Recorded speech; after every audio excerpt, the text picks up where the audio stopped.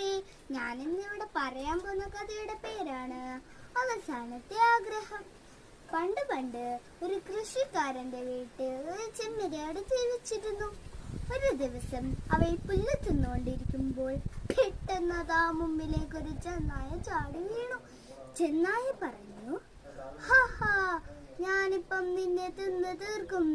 ചെമ്മരിയാട് ഒന്ന് പേടിച്ചെങ്കിലും അത് പുറത്ത് കാണിക്കാതെ അവൾ പറഞ്ഞു, എനിക്ക് അവസാനത്തെ ഒരു ആഗ്രഹം ഉണ്ടായിരുന്നു. നിന്റെ പാട്ടിനകത്ത് എനിക്ക് നൃത്തം ചെയ്യണം. അതിനെന്താ, ഞാൻ സാധിച്ചു തരാലോ. ചെന്നായ പാട്ട് പാടാൻ തുടങ്ങി. കൃഷിക്കാരൻ്റെ ഒച്ച കേട്ട് ഓടിയെത്തി.